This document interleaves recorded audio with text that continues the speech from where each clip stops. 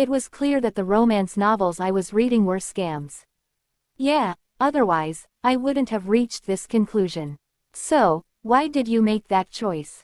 I raised my head with difficulty, and before my eyes was a woman with gorgeous red hair, the villainess of this game, the character who was once my master and now tries to kill me. Clara of the Carl Chenson family was looking down at me.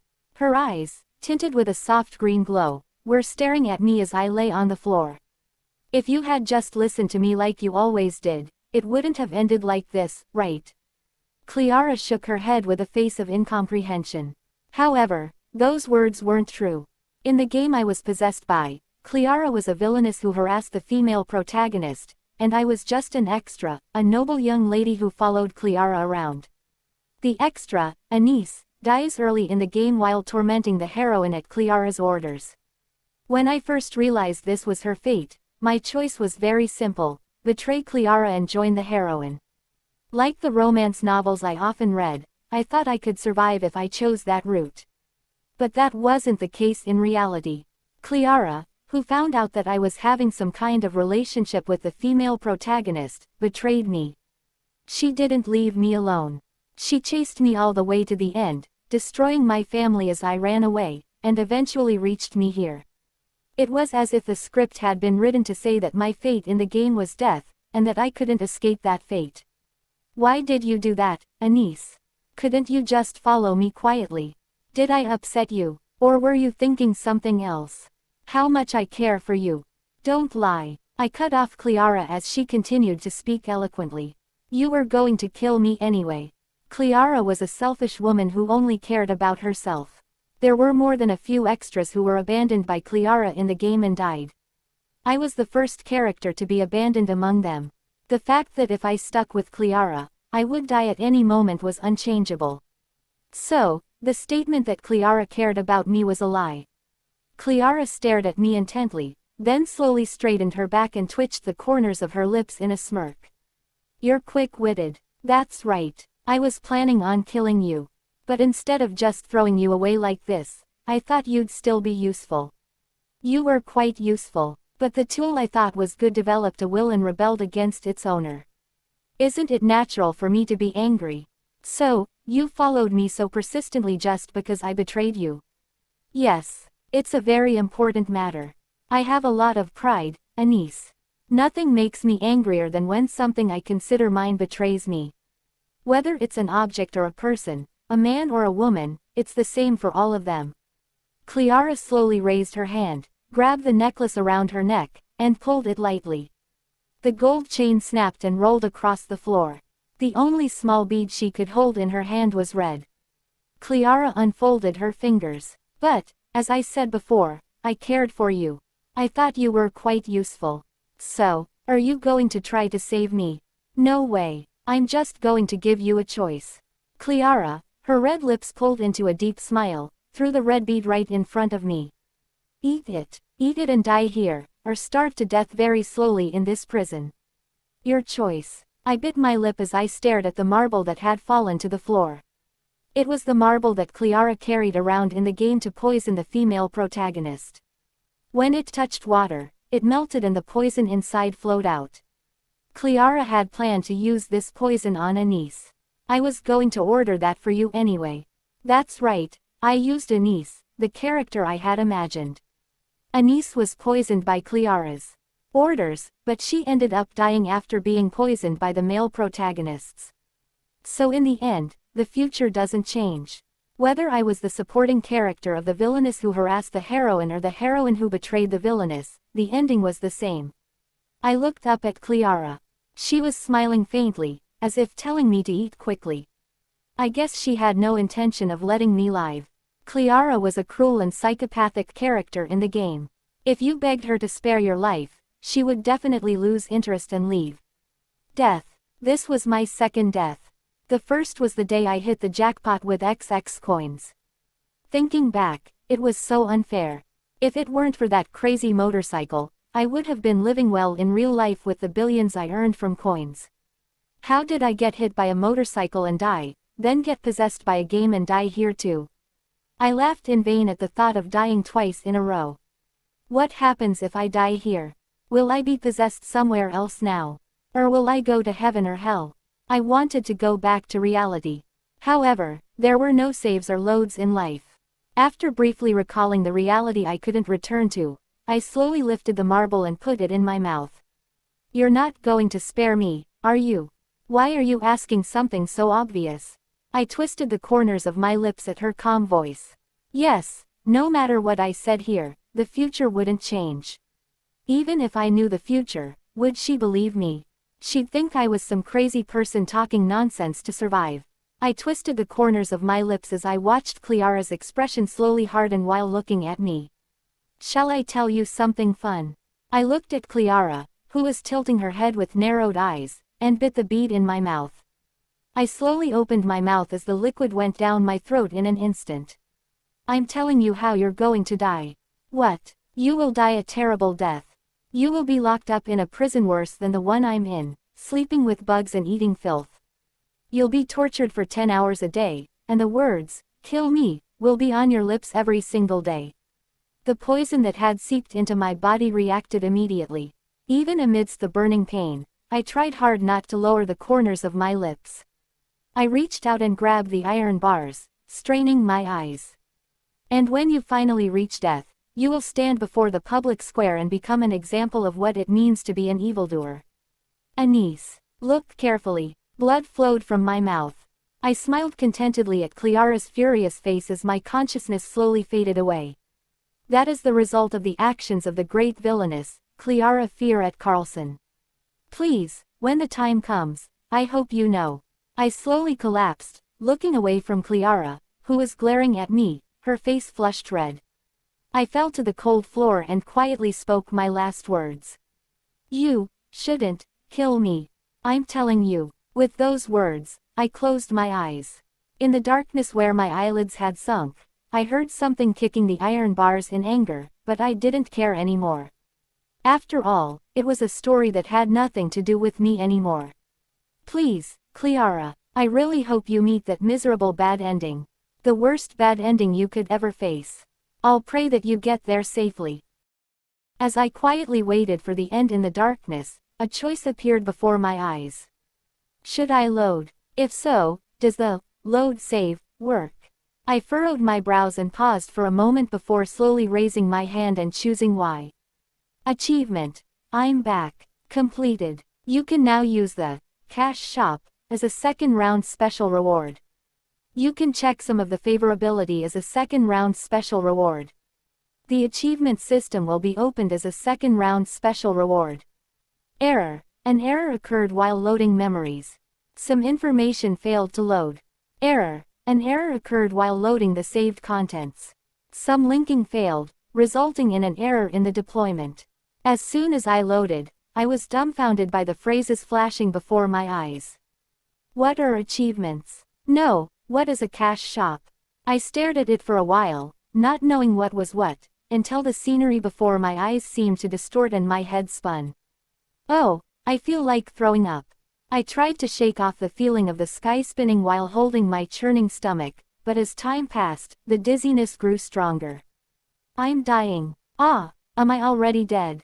Anyway, I grabbed my head in agony as if I was going to die. In the end, unable to overcome the dizziness, I fell to the floor with a thud. The moment that I did, the words floated before my eyes disappeared. And darkness fell again. As the dizziness cleared, I opened my eyes again. When my eyelids opened, instead of the scenery from a moment ago, I saw a ceiling that seemed familiar.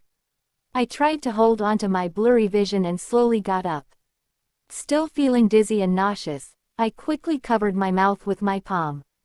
I lowered the hand that had been covering my mouth and let out a short, phew, before raising my head. Isn't this my room? I furrowed my brow as I blankly stared at the overly familiar scenery. Surely, wasn't I in the dungeon Cleara had locked me in just a moment ago? Furthermore, it seemed like I had taken the medicine and died. Would you like to load? While I was absent-mindedly thinking, a phrase suddenly crossed my mind and I opened my eyes wide. Wasn't it a delusion? Are there even save and load options in games these days? Frowning, I held my head and suddenly wondered what time it was. If I had loaded, there must have been a save point at some point. If it was the time when I first became possessed, it was about 2 years ago. If it was the time when I saved, I was still working as Cleara's maid. Wait a minute, so that phrase is... It clearly mentioned the word, cash shop, when it said I had achieved the achievement. I rolled my eyes around. There was nothing that looked like a cash shop in the room. It was unrealistic to live a third life after dying twice, but strangely, I accepted it quickly. Maybe it was because I was a game character. If you don't see any cash shops around, there's only one thing left. Embarrassing, but, cash shop, I shouted proudly. What is this? It's not like this. It usually pops up like this. Status window, skill window, etc. Would you like to try? YN. The moment I was about to say that, a phrase appeared in front of me. I didn't know what it was, but I clicked Y just in case. At that moment, as if it had been waiting, a list of skills that could change my appearance and abilities appeared. Charm bead 30,000 cash when used. Charm randomly increases from 1 to 5. As your attractiveness increases, you will appear more attractive to other people. Intelligence bead 30,000 cash when used. Intelligence randomly increases from 1 to 5. As intelligence increases, your thinking ability and mental power increase. What is this? This ridiculous gotcha system is based on modern capitalist society. It was definitely attempting an attractive shopping list, but I don't have money, right? No matter how much I thought about it, I didn't have enough money to use it. How much money do I have? 0. I rolled my eyes for a long time to find my cash balance, and when I got to the very end of the shopping list, there was the cash balance I was looking for. Cash 2,200,000,000. There was the money I had earned from winning big in coins in real life before I died and came here. A total of 2.2 billion. That was my holdings. I stared blankly at the amount I had. I furrowed my brows and checked the amount more than 10 times before finally accepting the fact that it was definitely 2.2 billion. But can I buy this? By any chance, is it possible that it is only listed but cannot be purchased? Just in case, I looked through the shopping list, narrowed my eyes, and carefully pressed down on the random box containing gold coins. Can I do this, me? Is it true? It's not a lie, it's true. It was possible to buy real money. I was dumbfounded, wondering what kind of situation this was. Excuse me. The moment I was about to press the button, a knock came along with a voice as if it had been waiting. I was startled and raised my head, and the cash shop disappeared in an instant, and the peaceful room scenery came into view as if nothing had happened. This is Brilton, miss. Oh no, someone's here. Come in. The door opened and an old man with a beard as white as my hair came in with a serious expression and a bowed back. He was the butler in charge of this mansion. I stopped by to check before proceeding with today's schedule. Schedule. Did I have an appointment? I tilted my head slightly, not knowing exactly what time it was and not knowing what the appointment was. Yes. First, you have a lunch appointment with Marquis de Milev, and then you have dinner with Duke Blixio in the evening. Milev was a very kind heroine, and the Duke of Blixio was a male protagonist who was in love with such a heroine. Does the fact that the two of them were scheduled at the same time mean that it wasn't the first day of the path? Perhaps I was in the middle of riding the Milev route after leaving Cleara. The save point wasn't the first day, but a route branch. That meant that I couldn't. Then the butler told me that I had lunch with my father. Suddenly I realized that I had no memory of my father whatsoever. Maybe it's a system glitch. I tried to play cool and told Butler that, I am going to get ready for lunch, he can leave now. Fortunately, I hadn't stored it somewhere else. I sighed in relief, sat down in my chair with the settings book, and opened it calmly.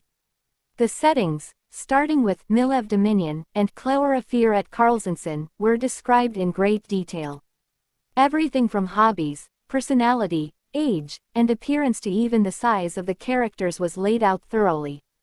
Perhaps because they are the key characters that carry the game to the end, they were more detailed than the male leads. Milev Dominion, the only daughter of the Marquis of Dominion. She grew up innocent and naive, as befitting a family that owned the vast plains and pastures of the south. She made her debut in society late, so few people knew her. On the day she attended her first banquet, Milev spilled a drink on Cleara's dress and did not recognize her. For that reason alone, she was continuously bullied.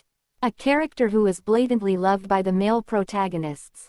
Clara Fierat Karlsson, the famous daughter of the Duke of Karlsson. With her beautiful appearance and splendid background, she is the center of attention for many men in the empire. The reason Clara hated Milev was simple. It was because she spilled a drink on her dress at a banquet and didn't even recognize her. After carefully examining the memories of these two characters, I quickly moved on to the next one. Since I had already finished conquering Milev, he had decided to like me unconditionally. Even if I slapped, probably like it, thinking there was a reason for it. Lloyd Blixio, 25 years old. Young Duke of the Blixio family. A model of chivalry, he is a kind and strong man, just like something out of a painting. I quickly looked over his settings. As soon as I read the setting book, a vague memory came back to me. The last thing the man said to me was, "If you fool Milev, I'll throw you alive as food for the beasts." A character with no room for improvement. I quickly turned the page, erasing the sneer that was about to leave my lips. Elpidia, 24 years old. As the successor to the Elpidia Marquis family, a renowned medical family, he is also an excellent doctor and priest. He has great pride in his medical skills and strongly hates those who look down on him. Yes, there was this guy, a doctor and a priest. His eyes lit up with anticipation. So, does this guy have a desire to study a niece, who often hurts Milev, alive? Does that make sense? This guy is even crazier than Lloyd just now. Alive. Does that make any sense? This is totally crazy. I turned the page hurriedly. Kiss Javid, 26 years old. Family unknown. A scientist and magician who suddenly appeared one day.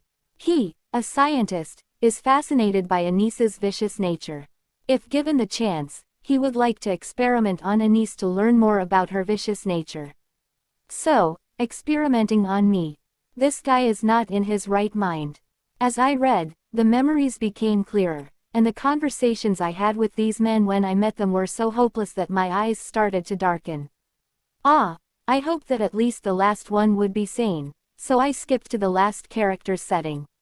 Egan Moldwith Hilbert, age unknown, family unknown. Very little is known about him, but he is the only man who can control the highest level spirits of the three elements.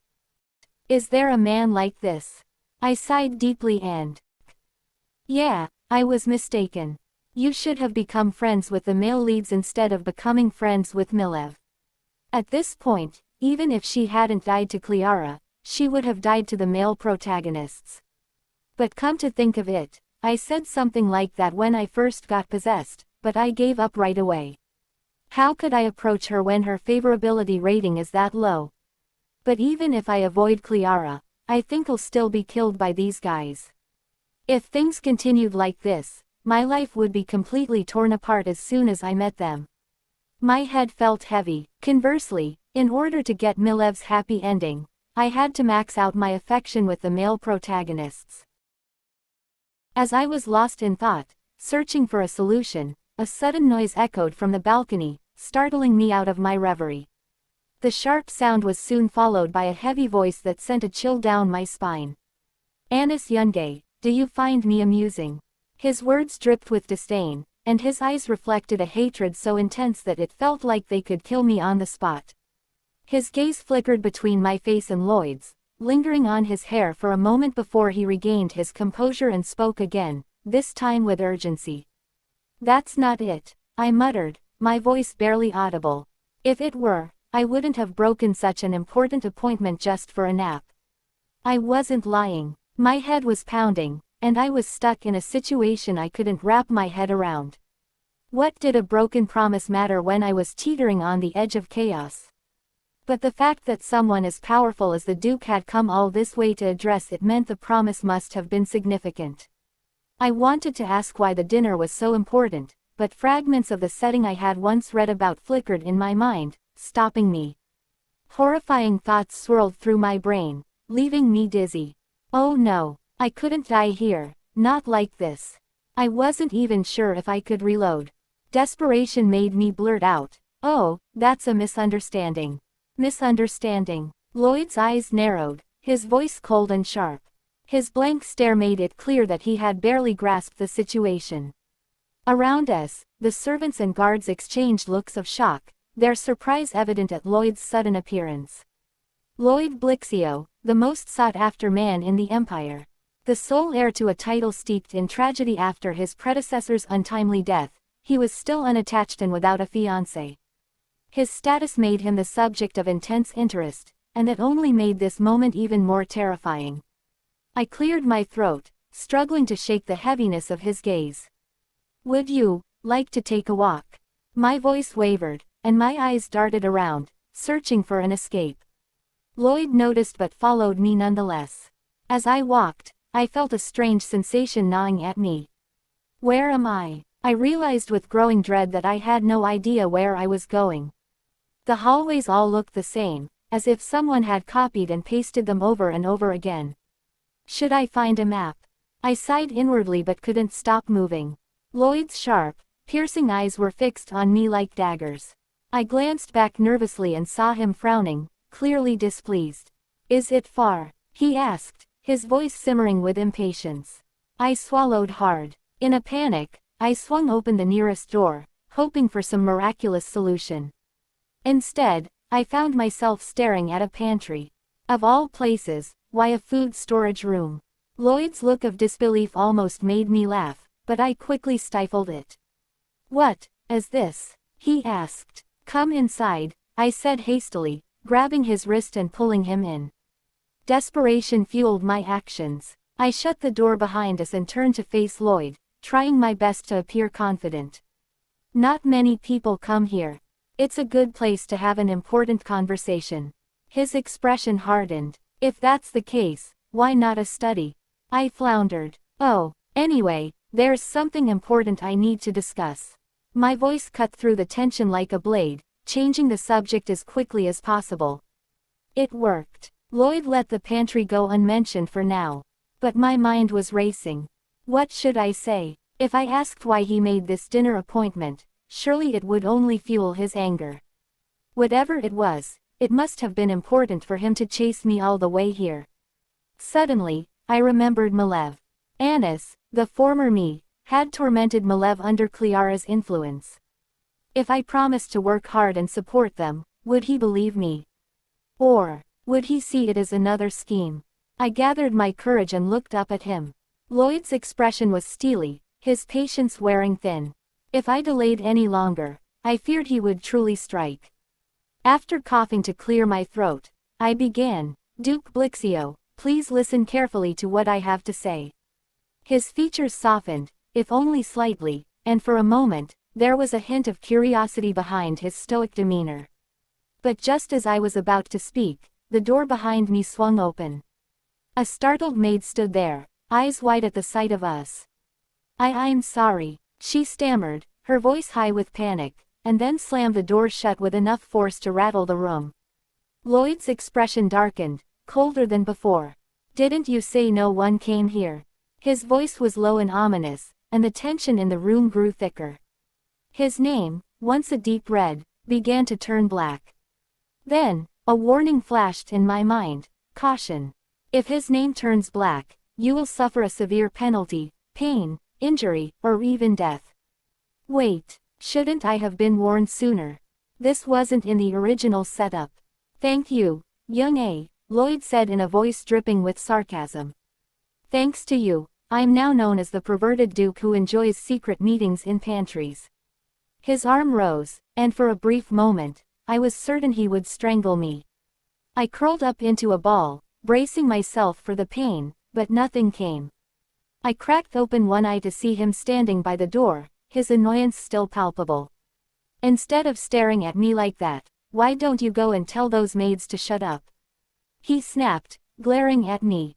Unless, of course, you want tomorrow's newspaper filled with stories about a sausage warehouse scandal. With that, he stormed out, leaving me reeling. Was it anger toward me, or did he just not want Malev to misunderstand? Either way, one thing was clear, this had all gone terribly wrong. And worse, his name had turned black. I barely had time to process this when a wave of nausea washed over me. The penalty. I ran to the nearest bathroom, barely holding back my urge to vomit. When I returned, the maids were waiting, clearly distressed. We had no idea you two were that close, miss. One cried. Please spare us. I slumped down, exhausted and nauseated, while one maid, reluctant to speak, finally confessed. His Majesty the Duke said, it seemed like you might silence us to cover up the scandal. I sighed. So that's what Lloyd thought of me now, a scheming devil in human skin. I never want to feel that way again. The embarrassment, the awkwardness, it all has to stop. To change my fate, I need to improve my favorability rating, especially with the male leads. After all, if I don't make a good impression on them, what hope do I have? Standing before the maids, I addressed them calmly, all right. I have something to ask you. Do you see this? I gestured toward Ibel. Their confused expressions said it all, no one could see it. As I suspected, the shop's window was visible only to me. But that wasn't a problem. No matter, I told them with a dismissive wave of my hand. Just go ahead with your duties. With that, I turned my attention back to what I had learned about the cash shop. 1. The rules of the shop apply immediately upon purchase. 2. Not everything is for sale. 3. And, as I'd just confirmed, it's completely invisible to everyone but me. For now, I needed to purchase an intelligence potion. Why is it always said that poor intelligence leads to physical suffering? To outsmart people, I needed to be sharp. With that in mind, I bought the potion. The moment it hit the ground, I felt a wave of disappointment wash over me. The box was supposed to yield 1 to 5 items randomly, yet only one item appeared each time. Was this a scam, or was I just incredibly unlucky? No time to dwell on that now. I popped open the bottle and took a sip. What is this? I nearly gagged at the vile taste. A potion that tastes like garbage. Is this supposed to be a lesson about how nothing comes easily? I forced myself to swallow it. Surely, the other potions would taste better. At least, I hoped so. Later, I found myself in the dining room where my father, Count Elbrighton, was waiting. His expression softened when he saw me. Anise, it's been a while.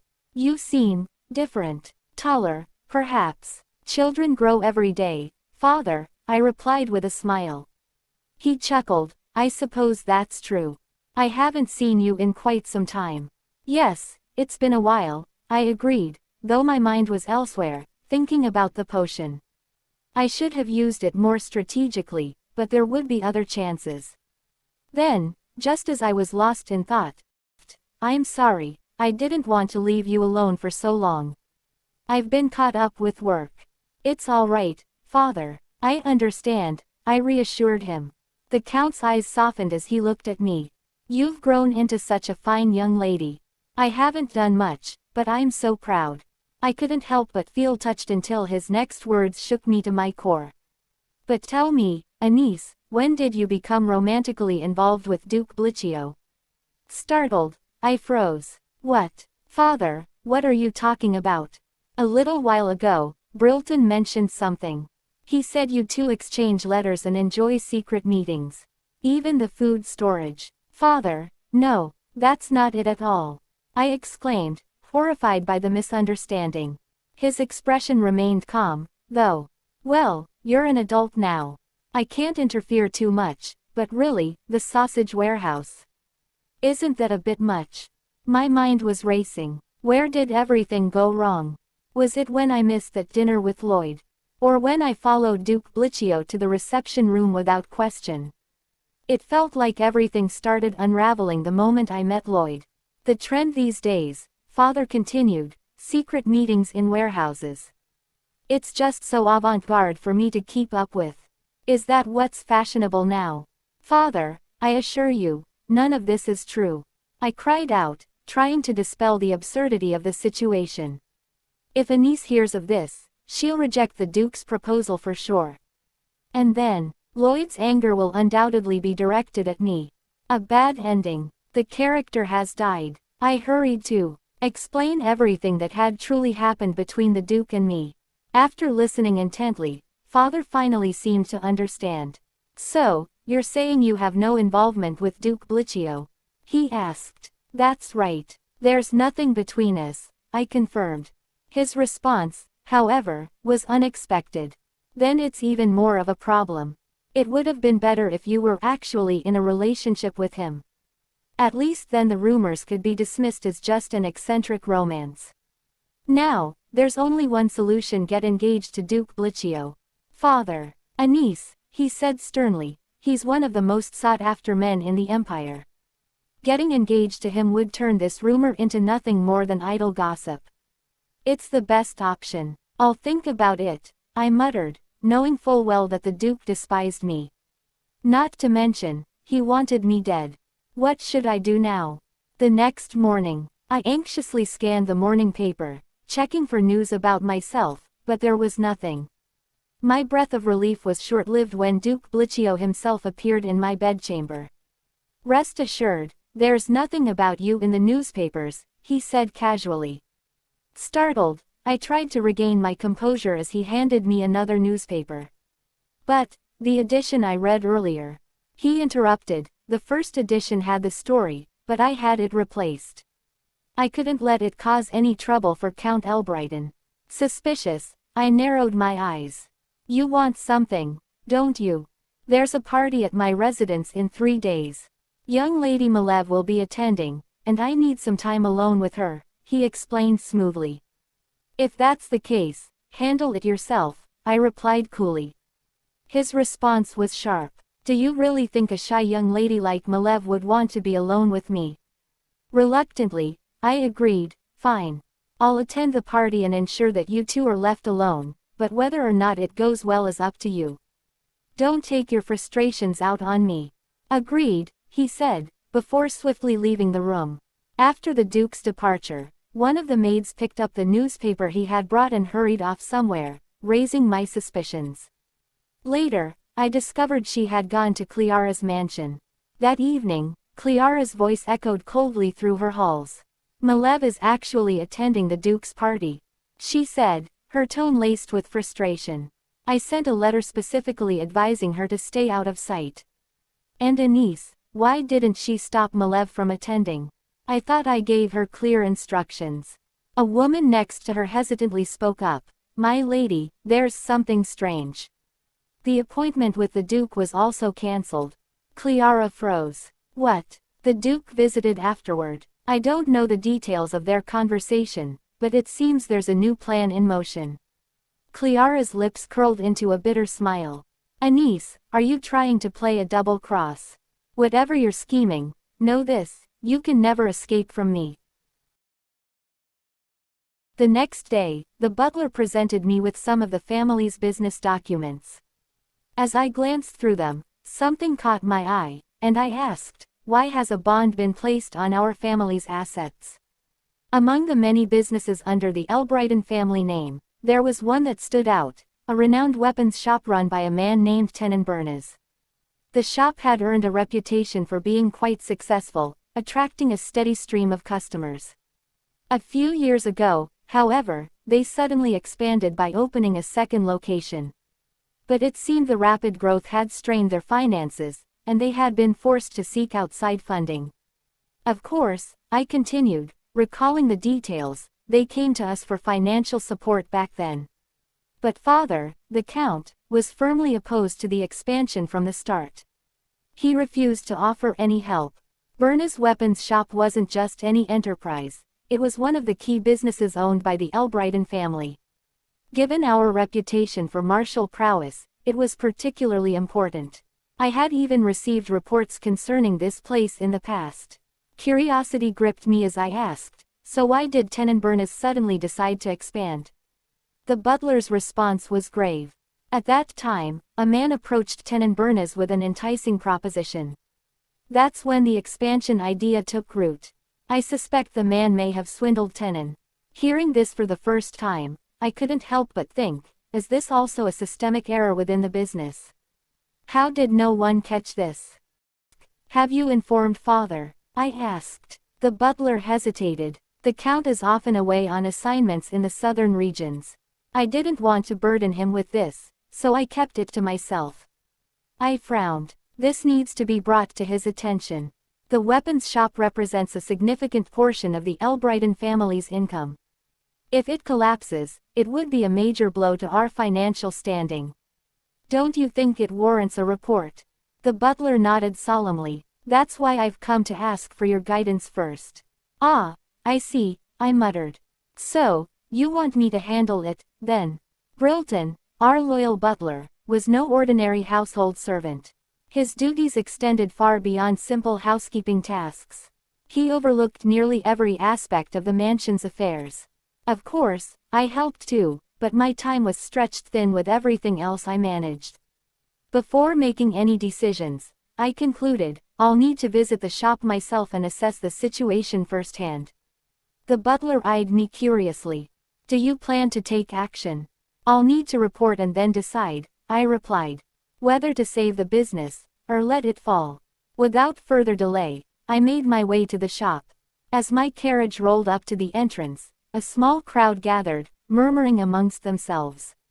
I stepped out, and to my surprise, a man knelt before me. It was none other than Tenenbernes, the shop's owner. The whispers around us grew louder. That's the owner of the weapons shop. What's going on? Who is she? Is that Elbrighton? Yeah, the eccentric one. What did she do to make him act like this? Their gossip didn't even attempt to hide behind hushed tones. I clenched my fists, furious. I hadn't done anything, and yet they were already painting me as some strange woman. I glanced around until my eyes landed on a young woman standing beside Tenen. She was too young to be his wife, likely his daughter. I composed myself and said, let's go inside. The shop's exterior was grand, but inside, the atmosphere was bleak. It had the unmistakable feel of a business on the verge of collapse. As I looked at the products lining the shelves, my suspicions deepened.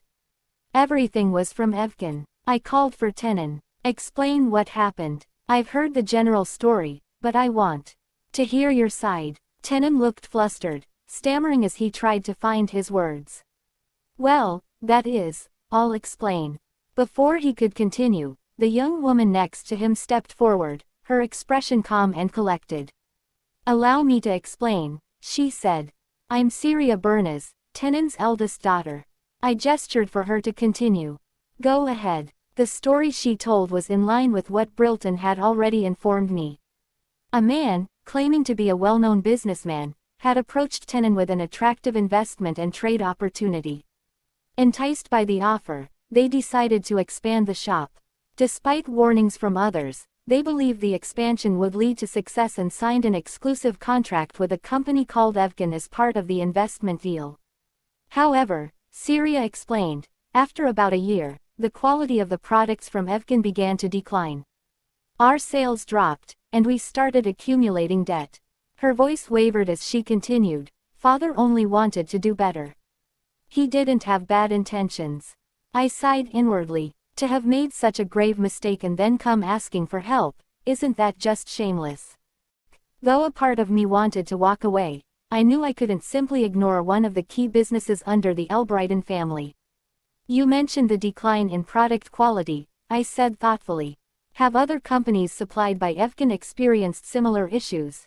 Tenen finally spoke up, shaking his head. No, none of the others have reported any problems. My brow furrowed. That's suspicious. It almost feels like we've been singled out, targeted for failure. I turned to Tenen. Bring me the ledgers. I need to review them and verify the details for myself.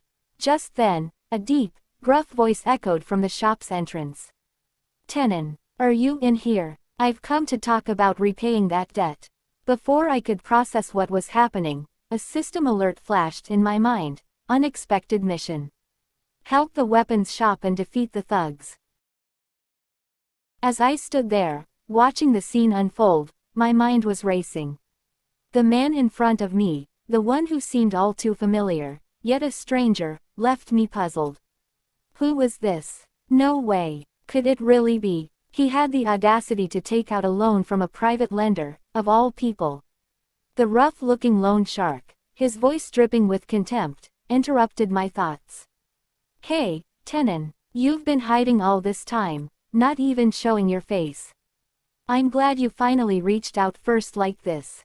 I was worried I wouldn't see a single penny once the bank seized your business. With a menacing smirk, he pointed a gleaming knife toward me. And now, you're here, offering to personally pay back the money. Tenon trembled beside me, his fear palpable, his words stammering. Me, I muttered, my voice barely audible. I shot a glance at Tenon. So, this was why he had come running to me, treating me as if I were his savior. The loan shark's eyes narrowed as he turned back to Tenon. It looks like this woman has no intention of paying your debt, does she? His words were sharp, cutting through the air. What's going on? I thought everything was settled. Tenon, still shaking, attempted to explain. No, it's not like that. A storm of thoughts swirled in my mind. So, Tenon, you got yourself involved with a scammer. And now, after doing exactly what your family warned you not to do, you expect me to fix this mess. Without even a word of warning beforehand. This is utterly ridiculous. Around us, the murmurs of onlookers began to rise. They were clearly entertained by the spectacle, eager to see how it would play out. My goodness, someone whispered nearby. Seems like they're planning to ignore him altogether. Just as I had heard, this crowd had no compassion. They were ruthless. Scumbag, I muttered under my breath. But what had I really done to deserve being dragged into this? While I stood there, still trying to make sense of the situation, the loan shark made his move. He approached me quickly, pressing the cold blade of his knife against my throat. Hey, miss, he growled. If you can't pay the debt, you'll have to come with us instead. The butler, who had been standing nearby, rushed toward me, but before he could reach us, a sudden voice rang out. Please stop. It was Syria. She stepped forward, her voice calm but firm. This is my father's issue. We'll handle it ourselves. I'll go with you in his place. The loan shark, momentarily startled, released me and turned his attention to Tenon. Well, what do we have here?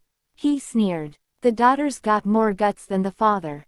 What a shame she has to suffer because of him. Syria bowed her head slightly. I apologize for the trouble my father has caused. Watching her, my mind drifted to memories of my own days at work. Back then, I was just another powerless employee, caught in the middle of other people's mistakes. The entire situation was maddening. Wait a minute, I called out, cutting through the tension. How much money is owed? The loan shark's eyes gleamed with interest as he leaned forward. Oh, are you thinking of paying it yourself? Is this enough? He handed me a card, the amount written in bold letters. The numbers were staggering. According to the loan document, it read, the loan amount is confirmed, with the interest being 20,000 grams to be paid at the end of each month. The principal will be repaid by this month. Agreement signed by both creditor and debtor. I felt the weight of the situation pressing down on me. Reaching for my wallet, I pulled out a few coins and handed them to Syria. Here, I said quietly. This is enough to cover the business's debt to the bank. We'll keep the supply prices steady, but we'll deduct a portion of the revenue for interest. Consider it an investment. The loan shark's face twisted with anger as he stepped closer, shouting, "What's that money? You acted like you didn't have any earlier. With just half of that, you could pay off the debt to me and still have plenty left over." I met his gaze steadily. "That's right," I said. "But we don't have that kind of money for you." He growled, his fury building. "What are you talking about? Then where did that money come from?" Suddenly, a loud and authoritative voice boomed across the square. "Charge in." I stepped back slightly, my voice cold as I continued, I told you. There's no way we're giving any money to a loan shark charging nearly 10 times the legal interest rate. You tried to charge Tenon an interest rate of 200%. That's illegal, and you know it. The only thing I can give you is a prison cell, where you and your accomplices can rot. Within moments, soldiers swarmed the scene, apprehending the loan shark and his cronies. The man's angry shouts faded as they dragged him away. As the dust settled, a notification blinked in my mind. Quest complete. Save the weapon shop. Reputation +10 awarded. I allowed myself a brief moment of relief. As I glanced through the crowd, I thought I saw a familiar face. But when I looked back, they were gone. The butler approached me, his voice filled with concern. "Miss, are you all right?" In the crowd, whispers began to rise once again. "It seems Lady Elbrighton just saved that weapon shop," someone murmured. "I heard she paid off their debt in full. That must have been a huge sum." Inside a carriage not too far away, a blond man listened quietly, his face unreadable. He muttered to himself, "Lady Elbrighton, saving someone." The next morning at Duke Blixio's mansion, the atmosphere was heavy with tension. The Duke, seated at his grand mahogany desk, asked in a low voice, "What's the status of the Calchern Duke family?" His butler, standing attentively nearby, responded, "There's not much movement for now, Your Grace." However, they were responsible for managing the weapon shop distribution that brings in significant income for the Elbrighton family. That very shop, however, has accumulated a substantial amount of debt. The Duke narrowed his eyes, his voice thoughtful yet sharp. "It must have been intentional, right? Keep monitoring them closely. Report any actions they take." Meanwhile, at the Count's mansion, I was sitting with my butler, Brilton, reviewing the current affairs. After assessing the situation, he gave me an approving nod, saying, "Very well done, my lady. There's nothing to criticize in your decision-making." I thought to myself, as expected from the potion of knowledge. He continued, "By the way, I have some documents to give you, my lady.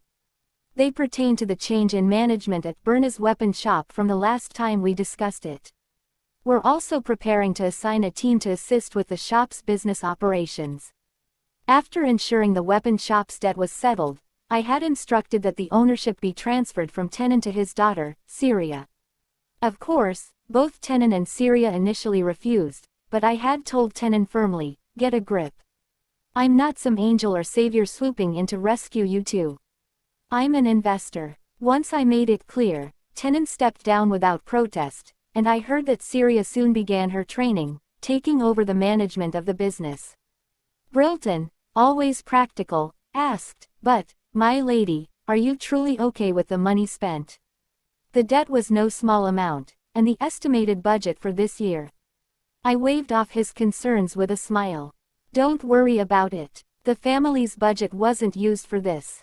Puzzled, Brilton tilted his head slightly and inquired, "Then where did you manage to find such a large amount of money?" I answered calmly, "I had previously acquired some funds, thinking they might come in handy for a mission. I tested whether it could be of use, and as a result, I successfully completed the task.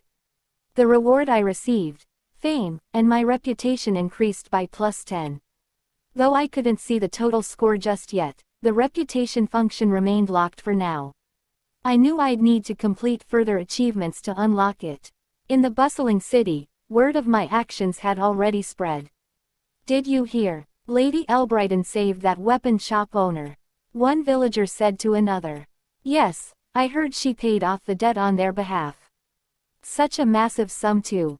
Even for a noble, is that really possible? They say she's ruthless, but I guess not all the rumors are true," another commented. I couldn't help but think, though I didn't exactly rescue them like a hero, I must have earned some goodwill for helping clear that debt.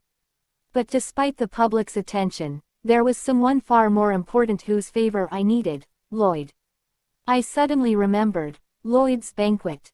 How could I have forgotten? And there were only 3 days left. "Brilton," I called urgently to my butler, I don't have a dress to wear to the ball. Is there a place we've ordered from before? If so, I'll summon the same madam as last time, he assured me. Yes, I nodded, then added, and also, please call the dance instructor. I need a refresher before the event. During my dance rehearsal, I struggled more than I'd like to admit. My maid, who had started learning alongside me, was performing effortlessly. It's unfair, I thought bitterly. How can someone so easily surpass all my efforts? For hours, I practiced, determined to perfect the steps before the ball at Duke Blixio's mansion. But no matter how many times I twirled and turned, my dancing showed little improvement. 4 hours straight, and still, no progress. Oh dear, I sighed to myself. This lady can't catch a break. However, my instructor, oblivious to my struggles, exclaimed, "Bravo! That was excellent, my lady." I looked over at my maid, who seemed to outshine me in every step, and couldn't help but think, who would have thought? The maid is better than the Count's daughter herself. Well, I muttered, trying to stay gracious. I'll be rooting for you. I turned to her and said, just don't go spreading rumors that I can't dance. Laughing lightly, she responded, the lady said she's cheering you on as you dance, my lady. Isn't there some kind of magical item that could make me dance flawlessly? I thought, half joking as I opened a magical inventory window. Scanning through my items, I searched for any secret shortcut. But to my dismay, the item I sought was unavailable. What? Unable to purchase? Could it be that I already learned this? Doubt crept in. There's no way I would have danced so terribly if I had. Or maybe I did learn it. Missing memories, half-forgotten lessons, they swirled in my mind. Do I even need to be perfect at this? After all, the goal is to connect Lloyd and Miliv together. That way, Lloyd's anger toward me will lessen. It's a perfect plan. Just then, Brilton's voice broke through my thoughts. My lady, the madam has arrived. A refined woman entered the room, her eyes sparkling with excitement. Oh my, is this really the Count's young lady I know? She exclaimed, looking me up and down. What happened that made you so beautiful? Your hair, so glossy. And your skin, so soft and youthful. People say that skin only grows rougher with age, but you seem to be defying that entirely. I couldn't help but blush slightly at her compliments. I've heard the news, she continued. You'll be attending the grand ball at Duke Blixio's mansion, won't you? In that case, I must make sure you look nothing short of spectacular. I nodded, allowing the excitement of the upcoming ball to fill me. Yes, madam, let's make it unforgettable. When the time for the grand banquet arrived, I was startled to see Duke Lloyd himself at my doorstep. Even though it was his banquet, he had come to personally escort me. As I stepped outside, my eyes widened in surprise. Why are you late? He asked, his voice calm yet with an edge of authority. I stood there, puzzled. Why did he come here? Did he really think I wouldn't show up? I thought to myself, as if running away from you is better than attending the banquet. Mustered up the courage, I managed to say, I have a separate carriage prepared. Wouldn't it be better if I just get in, my lord? Though I wanted to reject his presence and his offer, something about the situation left me powerless to refuse. Resigned, I agreed to join him in his carriage, and soon, we were on our way. The ride was suffocating in its awkwardness. The silence between us stretched on, thick and heavy. Trying to break the tension, I spoke up with an uneasy laugh. It's quite an honor that the Duke himself came to welcome me in person.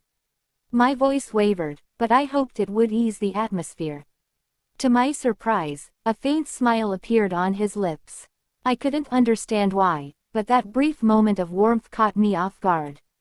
The carriage continued towards the grand estate, and when we arrived, I hurriedly stepped out first, eager to escape the stifling tension inside. As I made my way into the lavish ballroom, my mind raced with plans. On the way here in Lloyd's carriage, I devised a strategy. Miliv, the shy protagonist, might struggle in such a setting, so I need to take the lead. If I can step in gracefully, it could be the perfect way to begin forging a connection with Duke Lloyd. As I entered, whispers and mutters filled the air. The sharp, biting comments of the guests reached my ears. "Oh my, she actually came," one murmured. "I heard she had a falling out with Princess Calchern. It wasn't even a fight, she was simply cast aside. Serves her right, always acting like she was something special." I could hear every word, but instead of feeling hurt or anxious as I would have in the past, I brushed it off. To think they're gossiping about me, does this make me the villain? I scanned the room, searching for Malev, the true heroine of this gathering. When I finally spotted her, she was surrounded by a group of men, visibly uncomfortable. If I do something rash now, I might end up on her bad side, I thought, assessing the situation carefully. Determined to help her, I moved swiftly towards her but suddenly collided with a man. His firm grip steadied me before I could fall. As our eyes met, an odd sense of recognition flooded my mind, a memory from the past rushing back to me. Bird, the secondary male lead, I realized. He was the cold and aloof one, a mad doctor of sorts, obsessed with research, particularly about me. I remembered a time when I had approached him for medicine after Malev had been hurt. Back then, his response had been cutting, his voice icy as he told me there was no help for a maid from the Calchern family. Here he was again, his attitude just as frigid. "A maid from Calchern," he muttered, disdain evident in his tone. Before I could react, Duke Lloyd, who had been standing at a distance, appeared beside me, observing the interaction. I steadied myself and thanked Bird, though my voice trembled slightly. "Thank you for catching me." But his response was colder than ever. "My hands are dirty now," he muttered before taking out holy water to wash them, as though I were some kind of contaminant. He then tossed aside the handkerchief he used, leaving me stunned. Is he really treating me like I'm a germ? Even if he dislikes me, this is too much. Anger surged through me, and I was about to confront him when Malev appeared, interrupting the moment. My heart sank as I watched her. Is this where the meeting between the secondary male lead and the heroine happens? But to my surprise, Malev ignored Bird completely and rushed towards me. "Anise, it's been a while," she greeted me warmly. The men around her, sensing her disinterest in them, dispersed without a word. I spoke, "Malev, it's been a while. You were here firstly." Seeing those men behind her I thought, but, Malev probably doesn't care about you all anyway. Malev tried to introduce me but I warned them, I don't want to create any problem. Those men then left us alone. Turning back, I caught Duke Lloyd's gaze again. He was watching closely, almost as if waiting for something. His approval rating must have shot up, as I felt the shift in the room's energy. Lloyd's favorability has increased by driving away those men who were bothering Malev, I thought. His expression had softened, though there was something else in his eyes I couldn't quite place. Malev and I chatted for a moment, discussing the Marquis, who had left to deal with an emergency on his farm. Then, out of the blue, Malev turned to me with a curious look in her eyes. "Anise, you seem different." "Do I?" I asked, surprised by her observation. "Yes," she nodded, her tone soft but sincere. "You seem more gentle and mature than before." I laughed awkwardly. To be praised by the most beautiful character in the story feels surreal, I thought to myself. Just then, I noticed Duke Lloyd was still staring at me intently from across the room. "Malev, shall we step out to the terrace for some fresh air?" I suggested, hoping to escape the tension building in the room. "With you, Anise, I'd be happy to," she agreed with a bright smile. As we walked towards the terrace, Malev mentioned how earlier some gentleman had asked if she needed a partner for the evening. I laughed lightly. "Do you think I'd have a partner? Even if I did, no one would dare approach me." But something in Malev's eyes changed. She seemed uneasy, almost as if something wasn't right. Suddenly, I realized that she had accidentally drunk alcohol instead of juice. "Malev is already weak with alcohol," I panicked. "Sorry, Malev, I need to get you some water," I said, my voice filled with concern. Before I could move, Duke Lloyd appeared again, misinterpreting the situation. His eyes narrowed as he asked, "Did you give Malev alcohol?" The story ends here, my dear friends. If you want next part, please type Anis and Malev. Till then, bye, and like and subscribe to our channel for new updates.